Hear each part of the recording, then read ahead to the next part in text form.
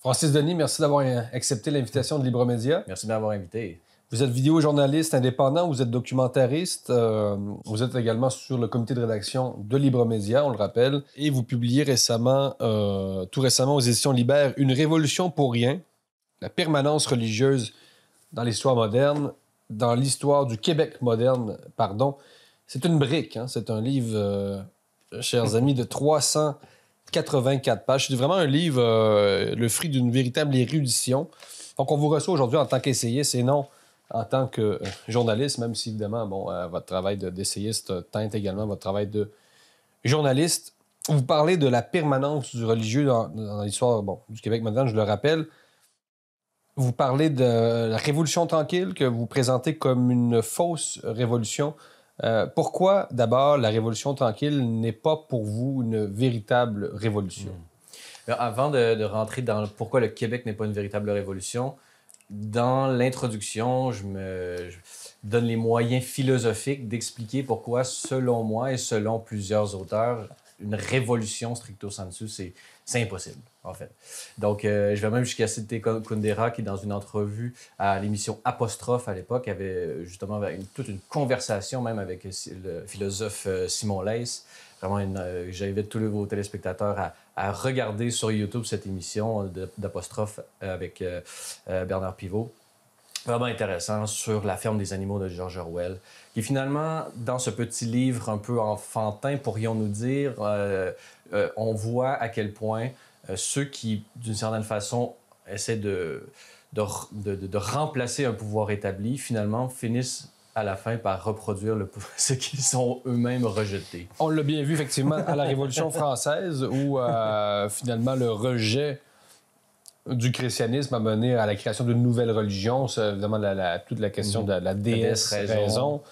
Donc, on a vu les ravages de la Révolution. Et évidemment, ça a mené à Napoléon et au rétablissement partiel de la monarchie pendant un certain temps. Et on le voit justement par rapport à la Révolution française, Alexis de Tocqueville, dans l'Ancien Régime et la Révolution, a déjà des réflexions qui vont en ce sens, où est-ce que finalement, oui, il y a eu des changements, mais les changements auraient eu lieu de toute façon, ce qui était davantage d'ordre économique. Et cette volonté de révolutionner, c'est-à-dire de changer complètement le système, finit d'une certaine façon, cette volonté même de changer de système complètement finit par cacher la continuité historique qui se passe, qui est d'une certaine façon, philosophiquement, selon moi et selon plusieurs philosophes, elle est indépassable. C'est-à-dire que l'histoire, phénoménologiquement, l'histoire en tant que phénomène est constituée de rupture et de continuité. Par exemple, en ce moment, chacun peut faire dans son expérience. À la fois, nous sommes en ce moment, Jérôme Blanchet-Gravel, Francis Denis, nous sommes nous-mêmes, mais l'instant qui vient de passer est différent de celui qui vient d'être. Donc, il y a comme une continuité historique fondamentale, mais en même temps, le moment de maintenant n'est pas le même que ce qu'il a été il y a quelques instants. Donc, on voit qu'il y a à la fois des ruptures et à la fois des continuités. C'est une condition même de l'histoire. Mais vous insistez beaucoup plus sur la continuité que sur la rupture. Une fois qu'on sait ça puis qu'on fait l'expérience de la continuité et de la rupture dans notre propre expérience tous les jours, on se rend compte que lorsqu'on va décider d'écrire l'histoire, il faut faire des sélections d'événements. Par exemple, durant la Révolution tranquille, durant la Révolution tranquille ou la Révolution française, ou c'était ces époques, ou à n'importe quelle époque, il y a une sélection des faits qui sont mis en exergue sur lesquels on va insister. Oui, exactement, et qui sont censés représenter ce qu'on veut bien faire dire à cette époque. Donc, au moment au niveau de la Révolution française, l'eau continuait à s'écouler dans la Seine, il y avait des poissons, donc on pourrait faire une historiographie des poissons qui se trouvaient dans la Seine au moment où est-ce qu'il y a eu la Révolution française. Mais ça serait pas très intéressant de focusser, pardonnez-moi l'expression, sur cet élément-là, puisqu'il n'en dit peu sur la condition humaine. Donc, c'est plutôt une espèce c'est comme je dis, une phénoménologie, mais pour employer un terme assez, disons plus... C'est une façon de concevoir l'histoire qui doit être équilibrée.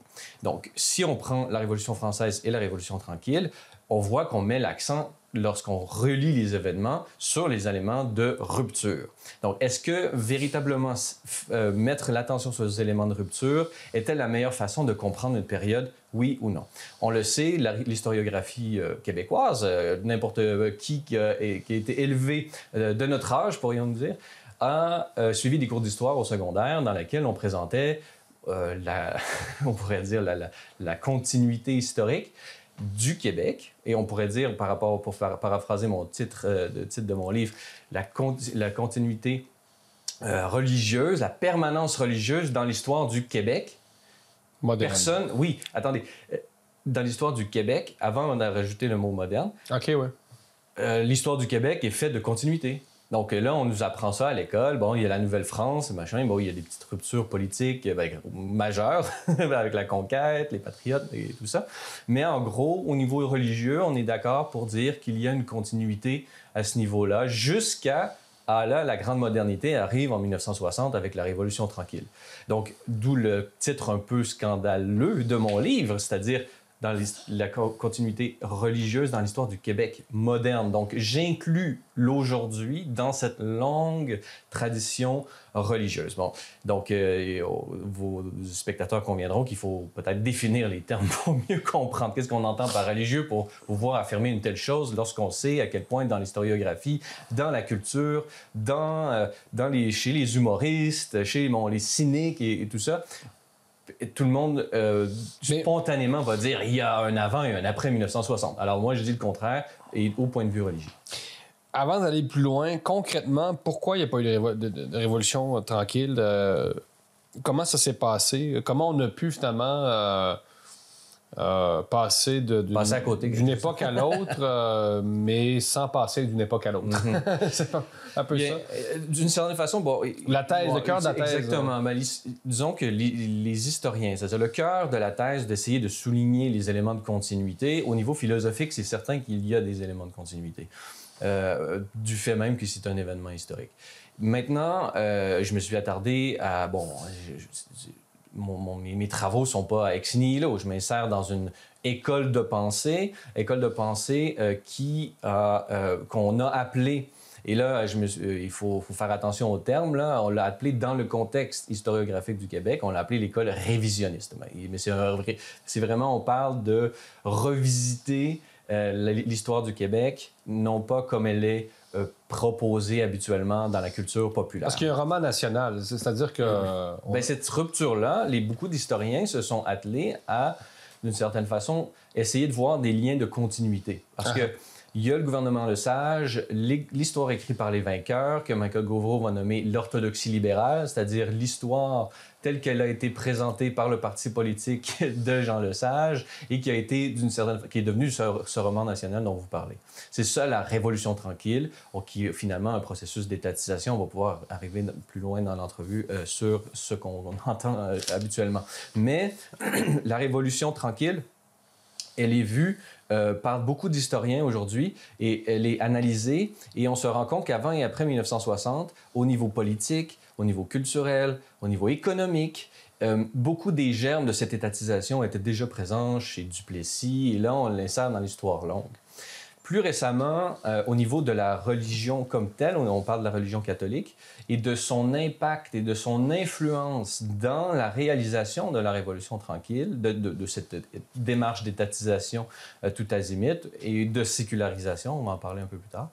Cette démarche-là, elle a été, d'une certaine façon, déjà exercée dans plusieurs livres. Là, je citerai encore Michael Gauvreau, les racines catholique de la Révolution tranquille, Martin Meunier, le Paris personnaliste, où ces deux auteurs, historiens et sociologues des religions, ont souligné à quel point les grands principes de la Révolution tranquille ou des grandes intentions et motivations de ces acteurs procédaient d'une forme de théologie catholique qu'ils appellent le personnalisme et qui, traditionnellement appelé le personnalisme. Et donc, je m'insère dans cette tradition qui essaie de voir dans le catholicisme et dans les mouvements théologiques les liens qui expliquent les réformes d'étatisation des années 60, mais je vais un peu plus loin en disant que, oui, le catholicisme a été la cause des réformes des années 60, mais en fait, en termes religieux comme tel, cette influence est tellement forte qu'il n'y a pas de rupture. Donc, il y a une continuité théologique et historique entre l'avant et l'après 1960. Mais en même temps, monsieur, madame, tout le monde vous dirait que on peut pas comparer, on peut pas avoir de continuité, en fait, entre une époque où les gens vont à l'église, une époque où les gens ne vont plus à l'église. C'est-à-dire, pour les monsieur, madame, tout le monde, il y a une rupture quand même assez nette, là. Donc, comment vous expliquez quand même... est-ce que ce serait quand même pas de minimiser cette sécularisation du Québec, qui est quand même un processus qui a été largement étudié, qui est évident, c'est-à-dire que les églises se sont vidées. Et maintenant, on les détruit pour faire des centres de personnes âgées. Donc, comment vous expliquez ça Comment ne pas voir ce qui apparaît pas comme une évidence, d'une certaine façon? Comment minimiser cette discontinuité, finalement, qui est apparente pour la majorité des Québécois, là? Mm-hmm. Comment vous expliquez ça, là? Bien, c'est sûr que si on regarde en surface, ça dépend de l'angle d'analyse et de la profondeur avec laquelle on analyse les processus sociaux et les comportements et tout ça. Donc, c'est sûr que si on regarde stricto sensu, il y avait des gens sur les bancs d'église, et là, après, il y a une diminution drastique du nombre donc on peut pas de personnes. Donc, c'est important, là. Oui, il y a eu des transformations. Mais ce que j'essaie, ou disons, ce que j'ai découvert dans mon livre, ou ce que j'ai l'impression d'avoir découvert, je suis très heureux de pouvoir en débattre avec vous aujourd'hui, c'est justement que si on creuse au niveau théologique et si on recreuse au niveau des motivations de ce qui faisait en sorte que les gens allaient à l'Église, il y a continuité. C'est-à-dire que les raisons pour lesquelles les gens allaient à l'Église sont les mêmes raisons pour lesquelles les gens ont arrêté d'aller à l'Église. Quelles sont ces raisons?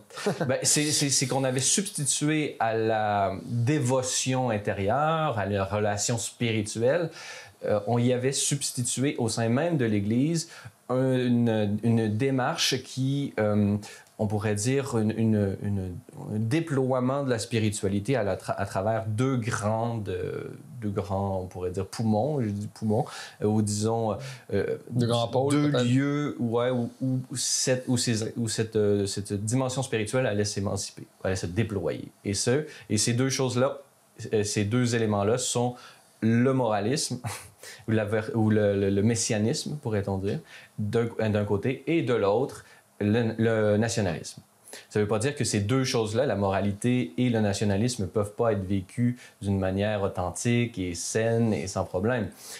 Non, mais comme toute réalité humaine, elles peuvent s'insérer dans une mauvaise dimension de la personne. Et c'est ce que je, d'une certaine façon, propose dans mon livre, c'est que au sein même du catholicisme, et là je fais une généalogie, vraiment de l'histoire de ce processus de déplacement de la spiritualité, du spirituel vers le temporel. Ou du religieux, parce que le nationalisme, comment le religieux peut se déplacer du christianisme au nationalisme? C'est quand même un déplacement de l'énergie, finalement, religieuse, entre guillemets. Mm-hmm. Donc ça, on a une intensité à l'Église, et là, on va la transférer vers les rassemblements du Parti québécois. C'est quoi entre autres, ou du Parti libéral, ou du fédéralisme, ou du souverainisme, ou ce que j'appelle les souverainismes, c'est-à-dire la souveraineté du Québec ou la souveraineté sur le Québec. On ne s'en sort pas de la souveraineté. Il y a quelqu'un qui porte ce message ou qui ne le porte pas. Non, mais en fait, c'est que comment passe-t-on d'un spirituel... C'est que c'est fait au sein même de l'Église. C'est que durant à peu près 100 ans, il y a eu un transfert de cette religiosité qui est censée se déployer dans le spirituel. Et au sein même de l'Église, elle s'est déployée, elle s'est, ce que j'appelle, auto-sécularisée, c'est-à-dire qu'elle s'est elle-même diluée. L'importance du spirituel s'est diluée graduellement au sein même du catholicisme québécois et proportionnellement au moment même où elle diluait l'importance du spirituel, elle sacralisait le temporel puisqu'elle, d'une certaine façon, au sein même de l'Église, elle détournait l'attention du spirituel pour le tourner vers le temporel à travers le messianisme moral et à travers le nationalisme québécois ou canadien plus tard. Là, mais j'explique un peu comment ça se déploie dans le livre. Mais on est quand même devant un système de pensée qui est spirituel, qui devient temporel. Mais ce nouveau système de pensée-là, quand même, il n'y a pas de transcendance exactement, là, à moins que vous pensiez le contraire, mais c'est-à-dire qu'on n'est pas dans un système où il y a un au-delà, On n'est pas dans quelque chose de... Comment vous pouvez dire que c'est du religieux comme tel? Si on pense que le religieux, c'est quelque chose qui fait appel au surnaturel, par exemple, aux croyances. Dans d'autres religions, la magie. Donc, est-ce que on peut dire que le nationalisme, par exemple, peut comporter une dimension religieuse ou c'est une énergie dévoyée, c'est-à-dire qu'on prend une énergie qui est à la base religieuse, on l'envoie ailleurs, mais comment elle peut garder le fond religieux qui fait appel à l'au-delà, etc. Oui, bien, en fait, c'est justement, c'est-à-dire Bon, c'est sûr que je parle d'une certaine anthropologie où est-ce que le religieux est un donné, c'est-à-dire le religieux au sens de dimension anthropologique, d'une dimension de l'être humain. Donc, en tant qu'être humain, si on prend l'ensemble de ses capacités, on pourrait dire émotives, on pourrait parler corporelles, on pourrait parler de l'intelligence, on voit différentes dimensions de l'être humain, mais il y a aussi la dimension religieuse, c'est-à-dire toutes ces questions qui dépasse l'être humain. Le chien ne se pose pas la question de la vie après la mort. C'est un propre de l'homme de se poser ces questions-là, c'est-à-dire l'infini, la vie après la mort, la finalité, l'essence de la vie. Toutes ces questions-là sont propres à l'être humain et sont des questions qui sont le signe de cette dimension religieuse, cette ouverture, disons, ontologique ou disons, cette ouverture naturelle à plus que lui-même, pourrions-nous dire. Donc, ça, c'est un donné. Moi, je parle de ça, c'est sûr. Il y a d'autres auraient d'autres anthropologies. Mais en même temps, ce religieux trouve le lieu de son déploiement naturel, justement dans ces questions de l'au-delà et tout ça. Mais lorsque ces questions sont évacuées, et par exemple, on pourrait parler dans l'athéisme marxiste, on fait comme ça n'existait pas, eh bien là, on voit tout de suite qu'il y a une religion de substitution qui s'impose et qui est une religion qu'on pourrait analyser au point de vue théorique. On se rendrait compte que c'est le matérialisme. Mais qui n'aborde pas les questions de la vie après la mort. Qui nie tout ça.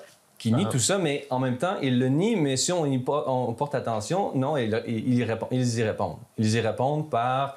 il y a des études qui ont été faites justement sur le marxisme comme religion séculière, par exemple, comme religion politique. Raymond Aron. Là, on peut aller loin dans cette tradition. Moi, je me base surtout sur deux grands penseurs, Marcel Gauchet et Charles Taylor, pour manifester ce transfert des énergies religieuses du spirituel vers le politique ou ce que Taylor appelle l'humanisme exclusif, c'est-à-dire on se conçoit nous-mêmes et la société d'une manière complètement détachée de toute possibilité de transcendance, autonome, pourrions-nous dire.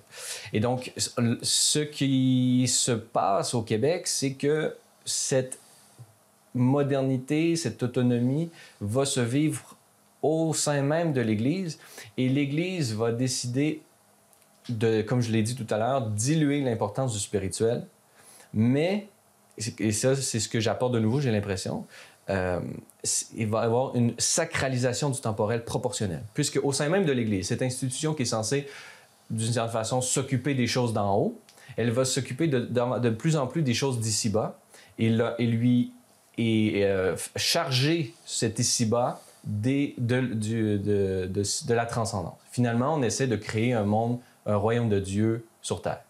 Un peu comme le marxisme, avec son homme nouveau, avec son eschatologie propre et tout ça. Donc, ce qu'on voit avec et dans d'autres pays, ça se passe autrement. Mais au Québec, ce processus de transfert du religieux au politique s'est fait au sein même de l'Église. Et 1960, dans ce continuum, 1960 n'est que l'époque où le spirituel est à ce point dilué et le temporel est à ce point sacralisé que le temporel n'est même plus capable de supporter, d'être porté par une institution qui a des références à la transcendance. Et maintenant, ce que je propose dans le livre, c'est que l'Église va se métamorphoser, un peu comme un papillon, va se transformer en État. Mais c'est la même institution. L'État a remplacé l'Église. On le dit souvent au Québec là, que l'État a remplacé l'Église. Mais on pense que c'est une institution qui prend le dessus sur une autre. Mais moi, ce que je dis, c'est que c'est la même institution qui s'est simplement métamorphosée. Sécularisé. Ben oui, une autosécularisation, c'est que ce processus d'autosécularisation s'est fait à travers différentes, on pourrait dire, idéologies ou théologies à travers l'histoire du Québec. Et là, c'est un peu ce que je fais dans le livre. Je manifeste comment, bon, ce royaume, cette volonté de créer un royaume de Dieu sur Terre apparaît avec ce que j'appelle l'ultramontanisme utopique, qui va changer en clérico-nationalisme, en clérico-messianisme, ensuite le corporatisme, le coopératisme et finalement, bon, l'État-providence, qui est bon, aujourd'hui, on est plus loin dans l'histoire. Mon livre arrête en 1980, mais l'État-providence, c'est la dernière étape d'autosécularisation de l'Église. Parce que vous insistez beaucoup sur le consentement de l'Église à cette révolution. Oui, exact. La révolution tranquille. C'est-à-dire que la question que vous posez, c'est en général, dans une révolution ou une véritable révolution, mais encore là, vous insisteriez même sur la continuité entre la Révolution française. Il y a des réactionnaire quelque part. C'est-à-dire qu'il y a des gens qui réagissent contre les changements. Mais en général, c'est ça. C'est qu'une révolution, c'est pas fait par les acteurs qui en perdent le plus, là, qui sont les perdants, en fait, de cette révolution-là. Donc, en général, il y a une réaction. Donc, comment parler de révolution alors que les principales victimes, entre guillemets, en sont les principaux acteurs? C'est un grand paradoxe, là. Oui. Mais au niveau sociologique, que ça se voit, parce que on l'a vu. Mais ce que je dis, c'est qu'il y a un problème au niveau de l'Église. Pourquoi on en est venu à concevoir un État-providence, c'est-à-dire un État qui se prend pour Dieu ou qui prend la place de Dieu dans le gouvernement des hommes, et donc il prend trop de place parce que le but de Dieu, c'est justement de se déployer. Bon. Il y a au sein même de l'Église, on le voit, par exemple, on pourrait penser dans les années 40, 50, beaucoup, je dirais pas la majorité, on ne va pas juger la conscience ou essayer de discerner la conscience des hommes, mais et des femmes en l'occurrence, parce qu'il y avait beaucoup de religieuses, mais il y avait une confusion au Québec chez la population en général, et particulièrement pour les plus défavorisés, entre la vocation religieuse et le métier.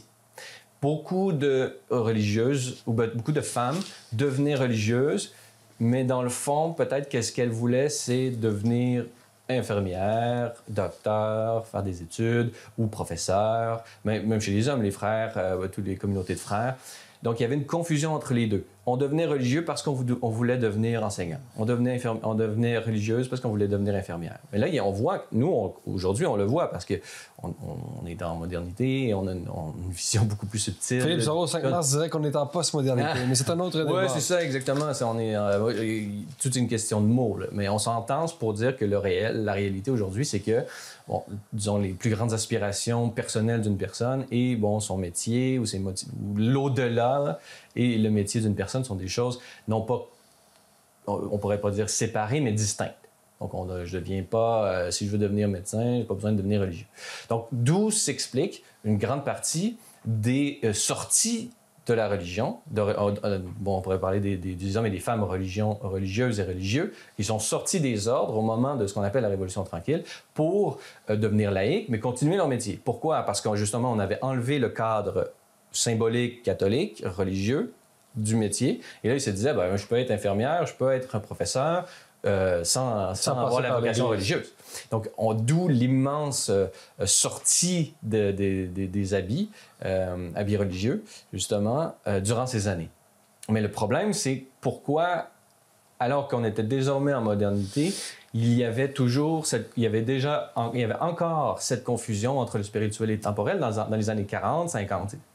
Donc, le problème, c'est qu'on a été trop longtemps dans ce régime de confusion du spirituel et du temporel qui a mené à un éclatement, mais cet éclatement-là aurait pu être prévenu si l'Église elle-même avait voulu sortir de ce processus d'autosécularisation.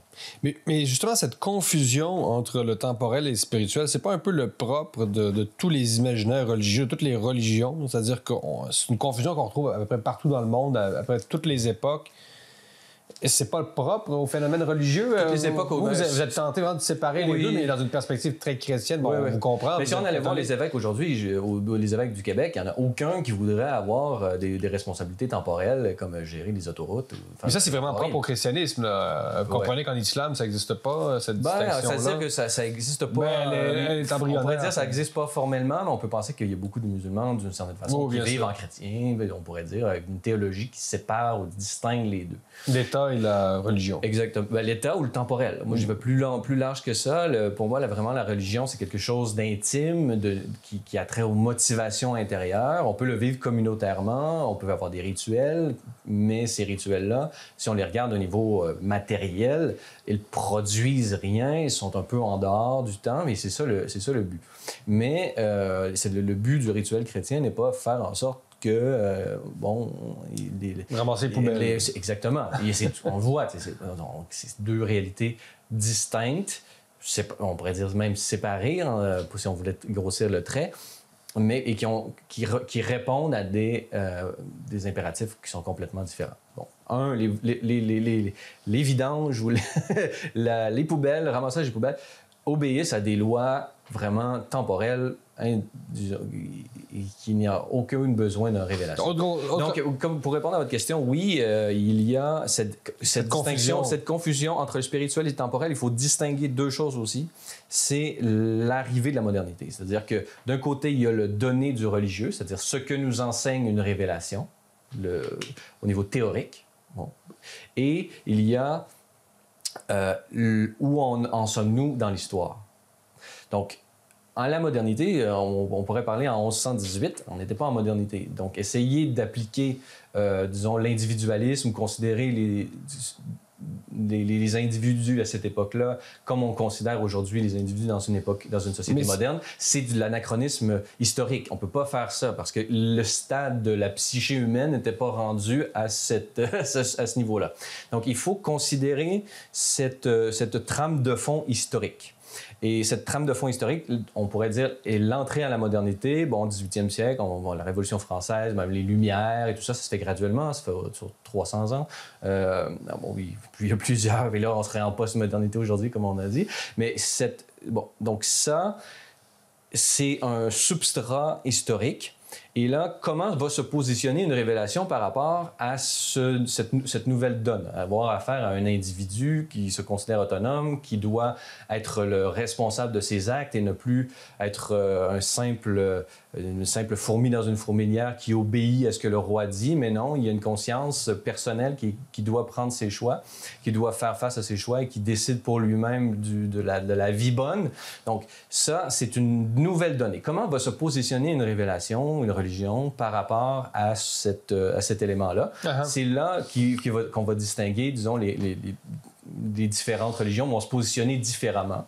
Le catholicisme va se positionner d'une certaine façon. Il va au départ être réfractaire officiellement, mais en même temps, si on regarde les Lumières, les grands philosophes, les grands théologiens, les grands scientifiques, eux-mêmes sont souvent mus par une foi catholique, en l'occurrence. Si on parle à Galilée ou si on parle de Descartes et tout ça, ils avaient une foi profonde, mais en même temps, ils demandaient une certaine indépendance par rapport à un cadre qui leur disait quoi penser. Donc, on voit que c'est un dialogue qui se passe à travers l'histoire. Mais le problème, c'est quand, justement, l'Église ou une religion essaie de maintenir par souci de pouvoir, là, on peut multiplier les motivations qui sont illégitimes, que lorsqu'une religion décide de freiner des avancées humaines pour maintenir un certain pouvoir. Donc, moi, ce que je dis, c'est qu'au Québec, c'est ce à quoi on a assisté. C'est-à-dire que peu à peu, la modernité entrait au Québec. Et je distingue des signes, par exemple, l'arrivée des patriotes. On peut juger de l'efficacité ou non de leur rébellion, mais il y avait des désirs et des idéaux républicains, donc de distinction et véritablement d'avoir une société civile et un État qui n'est justement gouverné par des principes, disons, on pourrait dire, exclusifs, détachés de toute transcendance. Le républicanisme, c'est son propre, justement, de ne pas être un déploiement d'une religion ou d'incarner une cosmologie. Donc, ce qu'on voit, c'est ça, c'est-à-dire à partir de 1830, là, les idéaux républicains sont déjà là. Donc, l'Église, si elle avait su, et ce que je montre en parallèle, c'est qu'à Rome, on commençait graduellement à comprendre cette modernité qui émanait et qu'on devait s'adapter au sens où on devait voir que le christianisme peut se déployer dans un autre contexte que celui d'une espèce de cléricalisme ou d'une cosmologie où est-ce que le roi, un peu à la Aristote, avec les différents degrés, les différentes sphères qui doivent se répondre et tout doit être organique. Non, le temporel prend beaucoup de place et devient indépendant d'une cosmologie religieuse en Occident. Et l'Église va se positionner, parfois difficilement, dans les pays, mais si on voit à Rome, il y a une continuité de ce que j'appelle la spiritualisation, c'est-à-dire que l'Église elle-même, les écrits des papes, vont passer d'un mélange de roi temporel, on pense à la tiare épiscopale, la tiare pontificale avec les 3 niveaux de couronne, où est-ce que le roi, le pape est un roi avec 3 couronnes, une par-dessus l'autre, pour montrer les étages de son pouvoir qui dépasse le strict pouvoir spirituel de sanctification, puis d'enseignement, puis de vicaire du Christ. Ah, non, il y a des états pontificaux, puis il faut les défendre avec des canons, puis avec des épées, machin.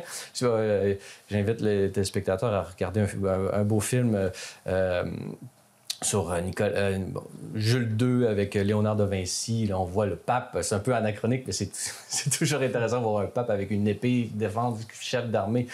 Aujourd'hui, on n'imagine pas Pape François avec une épée essayer de défendre les confins ou juste simplement gérer le périphérique autour de Rome. Mais le pape fait de la diplomatie quand même. Oui, mais sa diplomatie est toujours gouvernée avec un seul impératif, c'est non pas l'accroissement. La diplomatie vaticane son but, ce n'est pas l'accroissement des catholiques, mais la défense des catholiques dans chaque pays et également de paroles de paix. C'est le seul État, d'une certaine façon, qui n'a pas, entre guillemets, d'intérêt politico-économique. Il peut, à ce titre, parler d'un langage libre et remettre toujours les priorités qu'il conçoit comme étant la dignité humaine, la paix, et à tout prix, il faut préserver la paix, etc. Donc, c'est en ce sens-là, la diplomatie vaticane, qu'il faut la comprendre. Les conséquences pour le Québec de cette continuité historique, concrètement, sur le plan de la mentalité, vous déplorez, c'est un phénomène que vous déplorez, évidemment, cette sécularisation. Cette auto-sécularisation. Que je distingue, j'en viens d'en parler, je distingue l'autosécularisation, c'est-à-dire la dilution du spirituel au profit d'une sacralisation du temporel. Je distingue ce phénomène-là, parce qu'on ne sort pas du religieux dans le temporel, comme vous voyez. On sacralise le temporel. Le temporel devient tellement important qu'on en vient à en faire du temporel une religion. En l'occurrence, l'exemple le plus fanatique, on pourrait dire que c'est le marxisme, comme religion séculière et tout ça. Même je lisais la biographie de Guy Rocher, grand révolutionnaire tranquille s'il en est un. Lui-même, en allant visiter la Chine maoïste, se rendait bien compte que c'était un culte religieux qui avait lieu à ce moment-là en Chine. Donc, on peut avoir une religion athée au sens d'un mouvement politique, peut-être une religion. Mais en modernité, il y a la découverte de ce que j'appelle la sécularité, c'est-à-dire la distinction radicale entre le temporel et le spirituel, qui doivent être considérés selon leurs lois propres.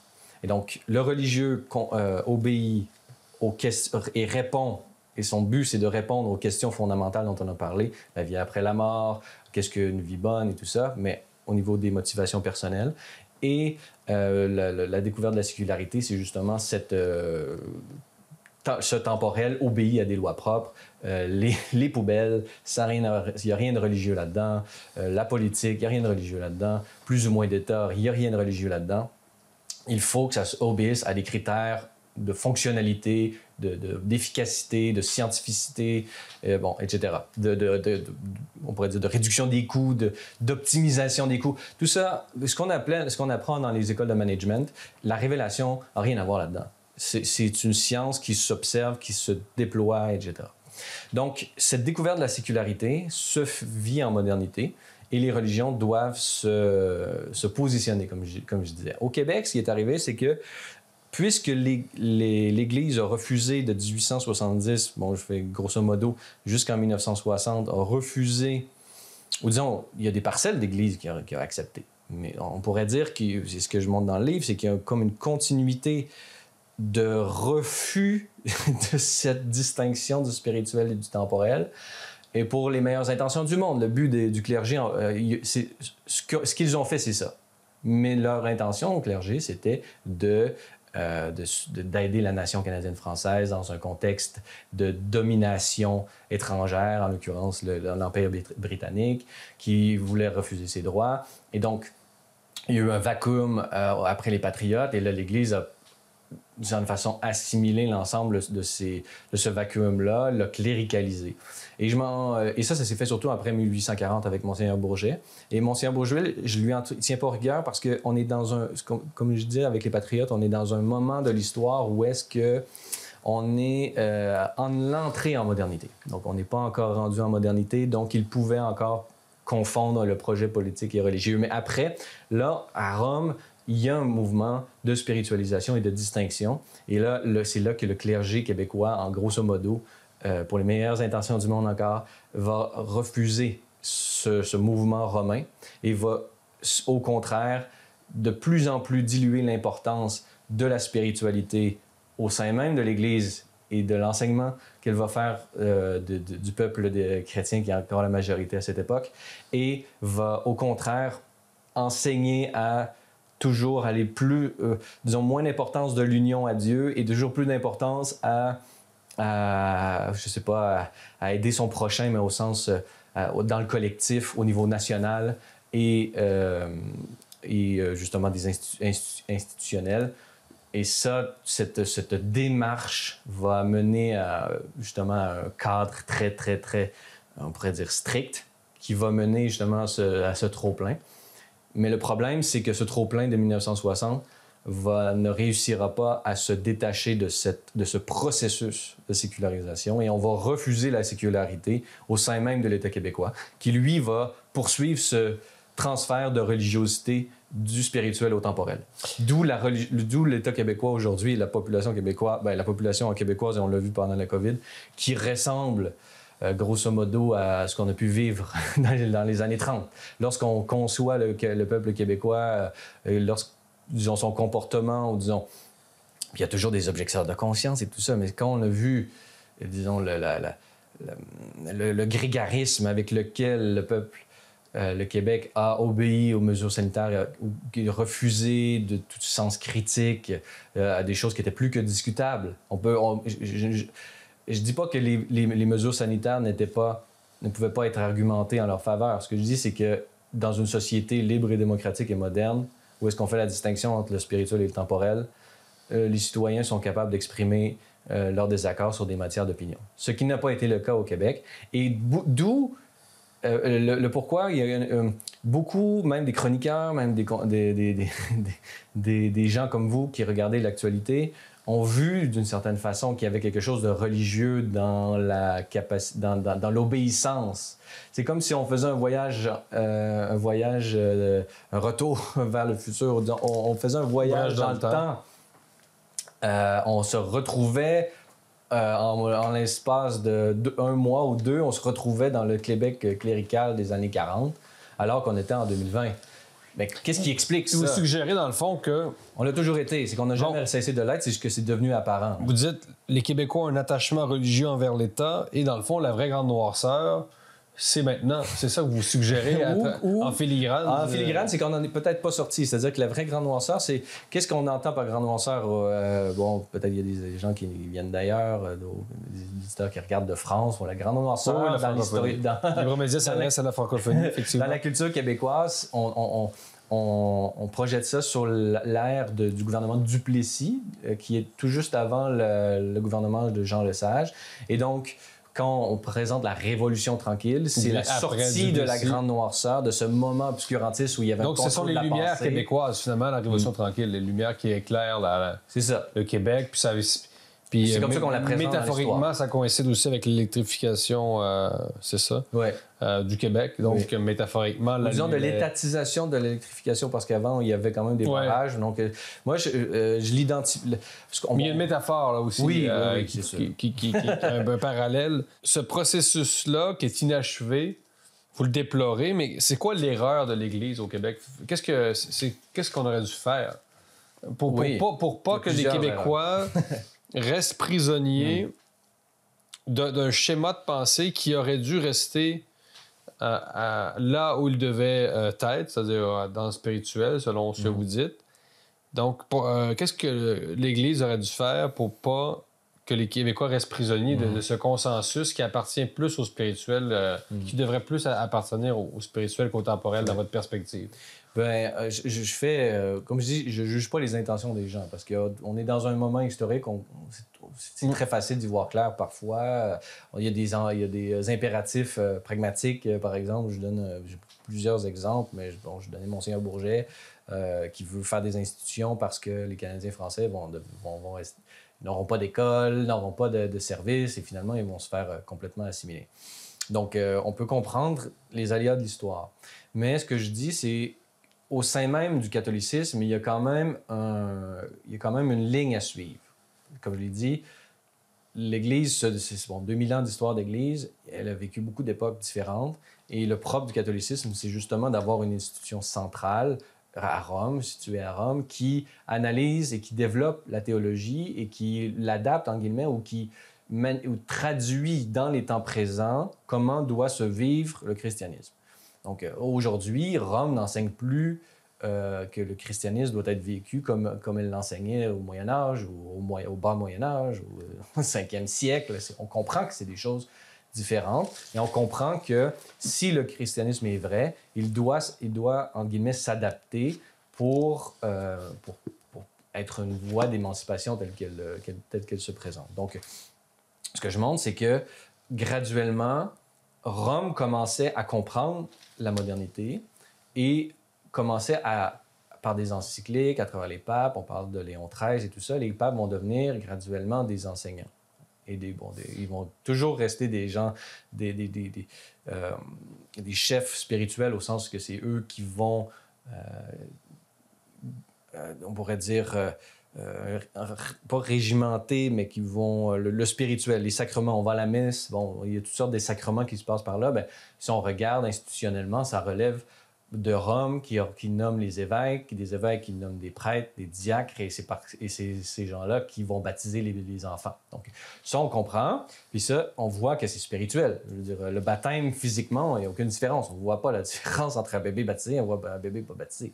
Par contre, au niveau spirituel, si le baptême est véritablement effectif, là, il y a une dimension spirituelle, mais au niveau pratique, ça ne change rien. Donc, on est vraiment dans le spirituel quand on parle des sacrements. Ce qui se passe à Rome, c'est véritablement, on va devenir des enseignants, et des enseignants et on pourrait dire des guides spirituels qui aident les individus à bien vivre leur spiritualité. C'est ce qu'on voit de Grégoire XVI jusqu'à Jean-Paul II, Benoît XVI, Pape François aujourd'hui.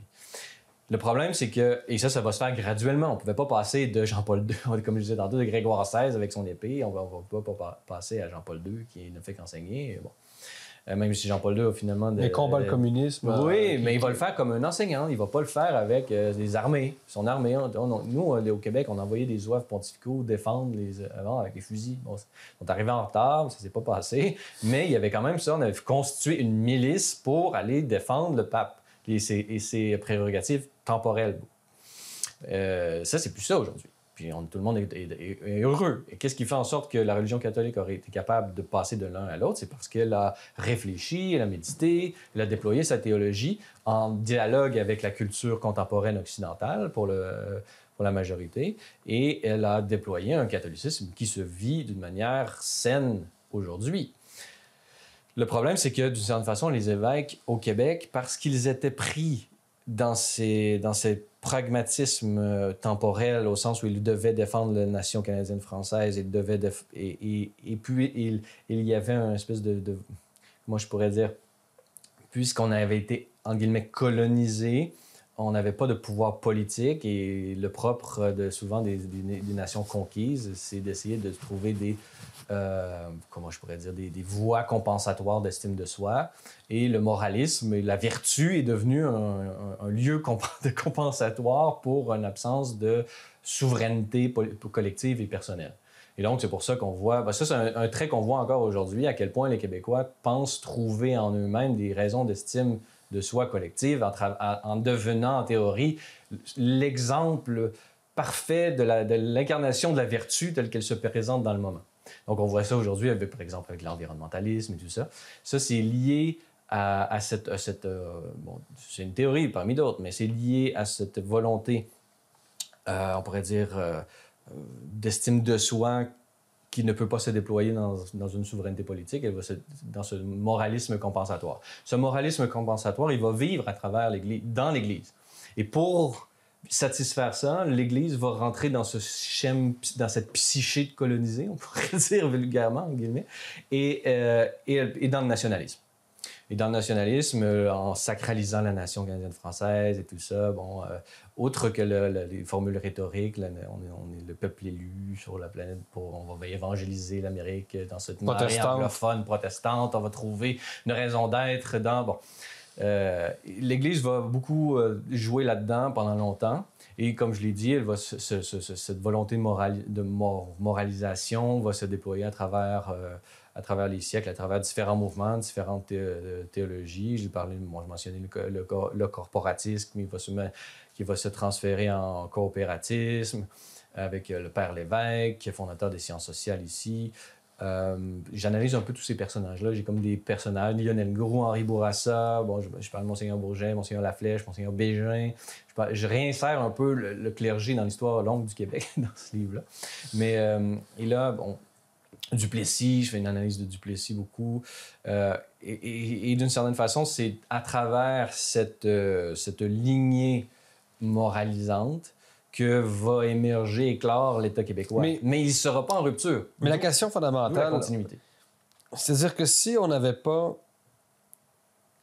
fait ce transfert-là du spirituel au temporel, du moins de cette énergie spirituelle au temporel, est-ce que vous croyez que les gens croiraient encore en Dieu au Québec? C'est-à-dire, est-ce que vous pensez que si les gens ne croient plus en Dieu, finalement, c'est parce que cette énergie spirituelle fondamentale a été détournée?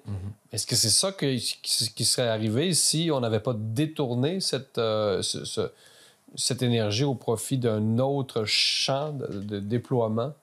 Oui, bien, on peut spéculer la question sur les conséquences. Mais oui, je pense que ça, c'est ma théorie, ou disons, c'est ce que je pense, c'est qu'il n'est pas possible de comprendre authentiquement la sécularité sans spiritualité. Donc, pour être capable de ne pas concevoir l'État ou peu importe laquelle institution de manière religieuse, on a besoin d'avoir des réponses claires aux questions transcendantes. La fin, pourquoi, la vie après la mort et tout ça. Si on n'a pas de réponse claire et déterminée et une vie intérieure extrêmement sophistiquée, pourrait-on dire, vraiment qui est raffinée, on va faire un Dieu d'une autre réalité. On va prendre n'importe quoi puis on va se faire des dieux de substitution. Donc, il faut avoir cette spiritualité forte. Et ça, dans un peuple, ça prend des siècles à se déployer. Au Québec, le problème, c'est qu'on n'a pas pris ce mouvement vers l'intériorité et la spiritualité authentique qui se déploie. Mais si les gens dans en veulent pas, si les gens... Pourquoi ils en veulent pas au Québec? Si vous parlez de vision sophistiquée, mais mais ils en veulent pas parce qu'ils ont des dieux de substitution. Mais pour beaucoup de gens, il n'y a rien de sophistiqué en croire en Dieu. Au contraire, on va dire qu'on a commis tellement de crimes au nom de Dieu. Qu'est-ce que vous répondez à ces gens-là, quand même, qui sont majoritaires au Québec? Oui, au nom de Dieu. Est-ce que Dieu vraiment... Parce que là, on vous dirait quand même que c'est pas sophistiqué nécessairement être croyant. Beaucoup de gens vont vous dire ça au Québec. Oui, je suis d'accord. d'accord. Personnelle. Oui, je suis d'accord. Mais ça ne veut pas dire que c'est sophistiqué, ces personnes-là. Non, mais pour vrai, je pense qu'il n'y a pas... J'ai jamais rencontré un athée qui n'avait pas de Dieu de substitution. J'ai jamais rencontré... Ça, c'est au niveau personnel. Mais au niveau d'un peuple, moi, je pense que c'est absolument impossible d'avoir une vision claire et nette d'un État. Dieu de substitution au Québec au-delà de... L'État. L'État, oui. Ben là, ça, c'est votre thèse, ouais. L'État est un dieu de substitution au Québec. C'est celui qui... Mais un dieu qu'on peut critiquer quand même si c'est plus difficile qu'ailleurs. Oui, mais si Dieu existe, on peut le critiquer. Sinon, il serait rejeté dans les limbes automatiquement. Je veux dire, ouvrez YouTube et commencez à voir taper blasphème. Vous allez voir des gens qui blasphèment. Est-ce que ces gens-là cessent d'exister? Non. Donc, si Dieu existe, il ne met pas dans les limbes ou il n'anéantit pas les gens qui blasphèment contre lui. Donc là, il faut pas confondre ce qu'on fait au nom de Dieu et Dieu lui-même. Donc, grosso modo, les gens, en Occident en général, se sont détournés de Dieu, du moins du Dieu des chrétiens, pour se tourner vers des cultes de substitution comme le socialisme, comme le sanitarisme à un certain degré. Oui. Et quoi d'autre? C'est qu'au Québec, Et au Québec, ça s'est fait à l'intérieur de l'Église. C'est ça la différence. Oui. C'est ça la différence. Graduellement, donc, sans qu'on s'en rende compte, l'Église a transféré la relation à Dieu à la relation au collectif. Mais qu'il y ait des schémas, c'est clair que c'est à peu près la même architecture, mais après, là, c'est la question du contenu. C'est-à-dire que quelqu'un pourrait vous dire, vous avez une maison... Vous avez... l'État récupère l'architecture de l'Église, l'architecture mentale, si on veut, et institutionnelle, en quelque sorte. Mais le contenu de la maison est différent. Donc, pour les gens vous diraient, mais c'est complètement différent. T'sais, vous avez la même charpente, mais vous n'avez pas la même famille dedans. Donc, c'est une nouvelle famille qui vient occuper... en tout cas, je fais des métaphores, oui, là. Oui. Mais c'est ça aussi la question, c'est-à-dire qu'il y a un schéma religieux qui soit resté, mais est-ce qu'on peut parler d'une continuité totale dans la mesure où le contenu de ce...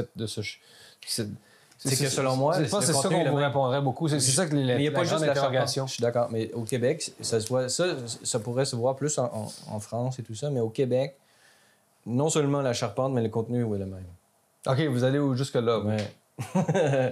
Le contenu est le même parce que ce qui était enseigné dans les écoles, c'était que Dieu voulait qu'on réalise le messianisme collectif et le nationalisme. C'est-à-dire que le salut de la nation et la vertu collective et d'incarner ça. C'était ça le but. Le but était politique. Le catholicisme, on pourrait employer un autre langage, on pourrait dire que le catholicisme, c'est politisé. Il est devenu une idéologie politique. Il s'est lui-même transformé en idéologie politique. De facto. Toute la théologie, d'ailleurs, même en sciences de religion, on l'a vu comment les théologiens catholiques et chrétiens en général ont eux-mêmes fait de la théologie une science, presque une science humaine. On l'a vu aussi, la faculté des sciences sociales de l'Université Laval est fondée par... Jean-Henri Lévesque, le père dominicain.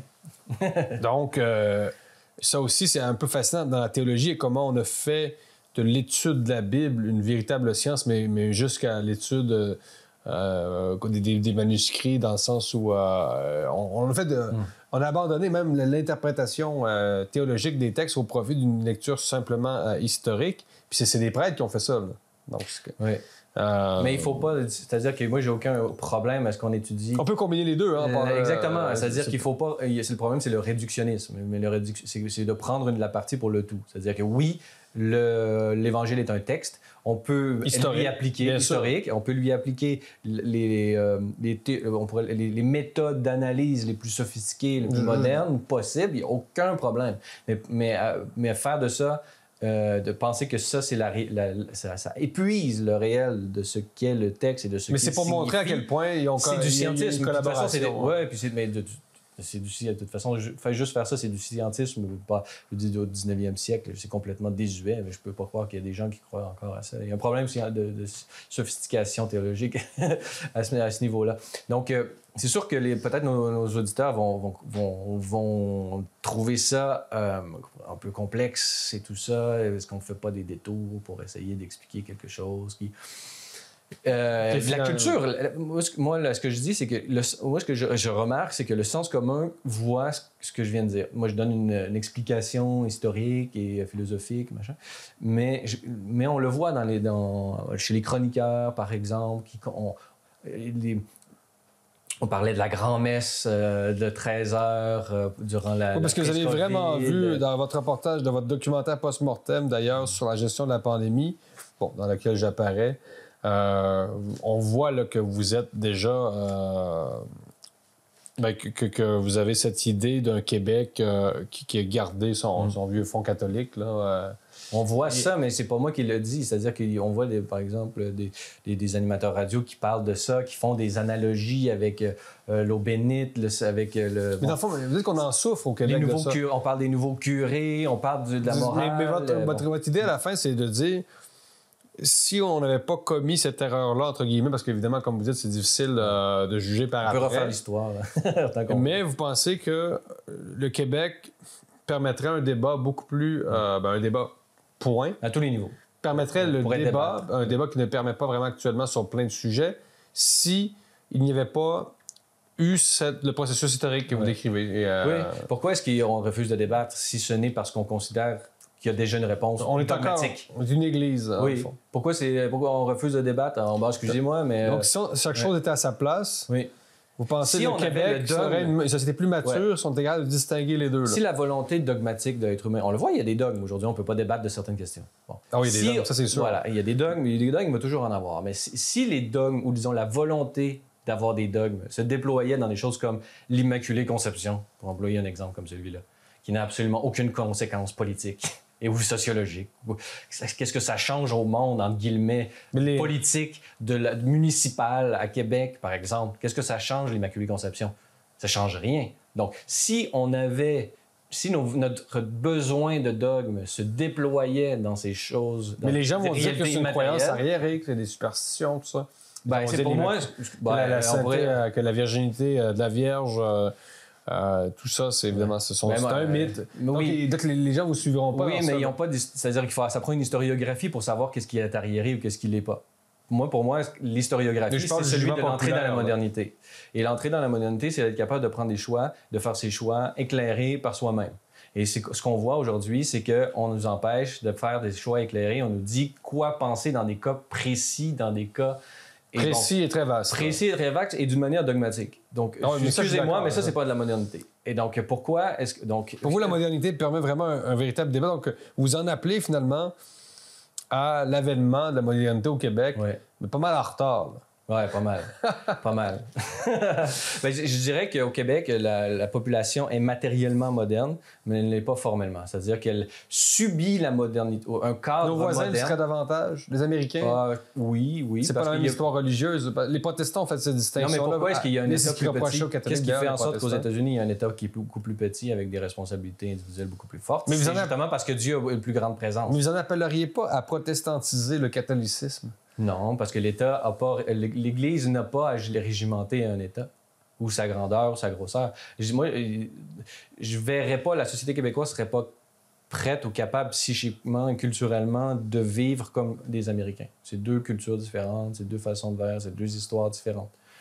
Mais penser que la taille de l'État est une matière dogmatique, comme on le fait au Québec, en disant l'État-providence, ce sont des choix qui ont été faits dans les années 60. C'est comme ça, c'est tout. On ne peut pas revenir. Et tout changement de perspective et de remise en question est un retour en arrière, éhonté. Ça, c'est dogmatique. Donc, ça, c'est du religieux dans le politique. Donc, tout ce qui est temporel, sauf, par exemple, des exemples rarissimes comme le principe de dignité humaine, inaliénable. Toute réalité humaine a du plus et du moins, d'un côté positif, un côté négatif. Et des fois, c'est le débat démocratique qui permet de prendre des décisions, c'est-à-dire quel choix, malgré les inconvénients, va devoir être choisi. Ça, c'est la modernité, indépendamment de toute révélation. Mais là, aujourd'hui, ça, c'est la vertu. Et là, la vertu, entre guillemets, elle égale ce choix concret-là. Et le remettre en question, c'est être contre la vertu. On est dans le religieux. On empêche de voir le réel et de le concevoir selon ses lois propres. Et on fait appel à une soi-disant révélation qui nous dirait quoi faire.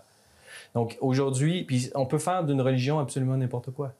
Je veux dire, moi, par exemple, on pourrait dire l'environnementalisme. Aujourd'hui, le rapport du GIEC, par exemple, tout le monde parle du rapport du GIEC, et là, tout le monde... Le rapport du GIEC, c'est un document scientifique. Plein de néopaganisme, non? Mais il est interprété par des gens qui sont religieux. Dans leur lecture. Dans leur lecture. Et là, ils vont dire, le rapport du GIEC dit qu'il y a des changements climatiques et donc nous devons prendre cette décision-là et une égale l'autre et c'est indiscutable.